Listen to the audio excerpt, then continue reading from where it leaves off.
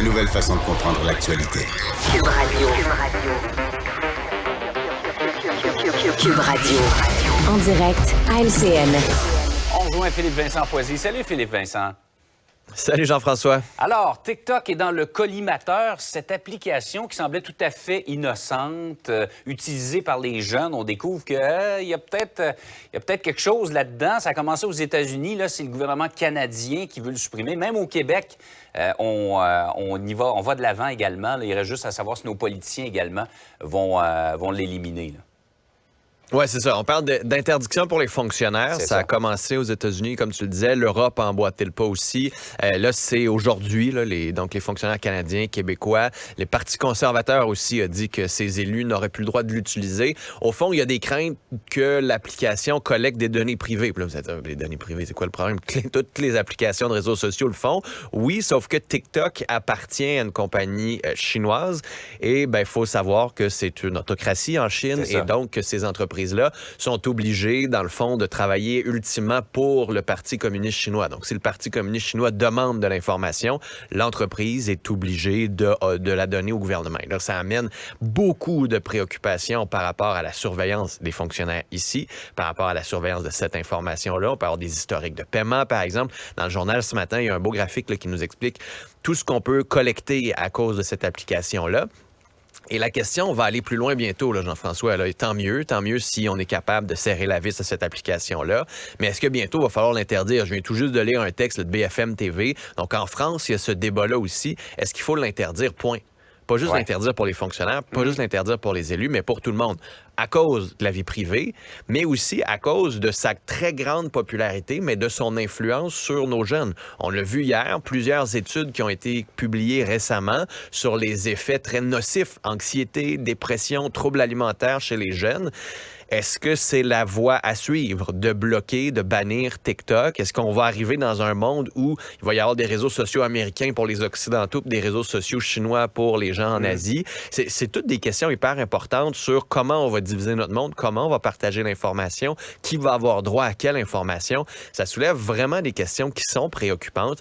Et donc, il va falloir bientôt avoir une discussion plus large là, sur cette application-là et sur les autres par la suite. Ouais, qui eût cru quand même que cette application, comme je le disais, qui a l'air toute innocente avec des vidéos de danse, des vidéos de chats, en viendrait finalement à poser des questions fondamentales.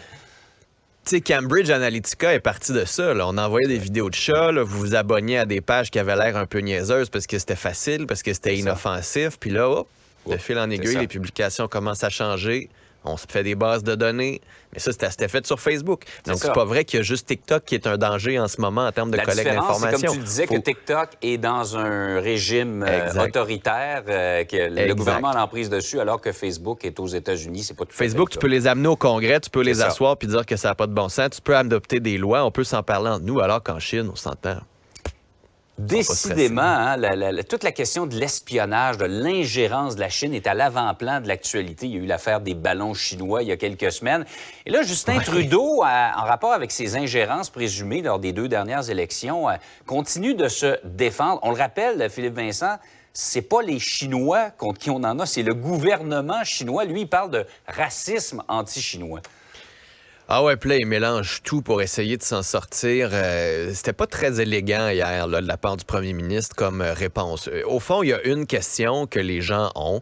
Il y a un candidat conservateur qui dit qu'il a été battu à cause de l'influence chinoise. Il y a un autre candidat libéral, selon les services de renseignement, qui a été aidé par les autorités chinoises pour gagner. Comment ça se fait que le bureau du premier ministre, qui a été mis au courant de cette information-là, a décidé de le garder? La question est simple. Là. On n'est pas en train de faire de l'enflure politique ou des attaques politiques ou de dire que les Chinois sont méchants. Il n'y a rien de ça en ce moment.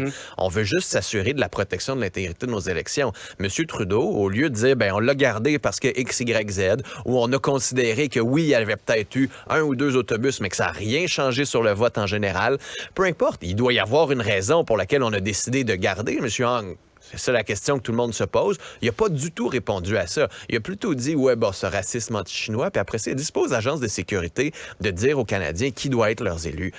c'est vrai, en bout de ligne, que c'est pas le SCRS qui va décider qui va être les élus. Mais moi, si ma blonde achète du poulet à la maison, puis que la police vient dire, attention, le poulet est cancérigène, puis qu'elle m'en parle pas, c'est vrai que c'est pas à la police de décider ce qu'on va manger pour souper.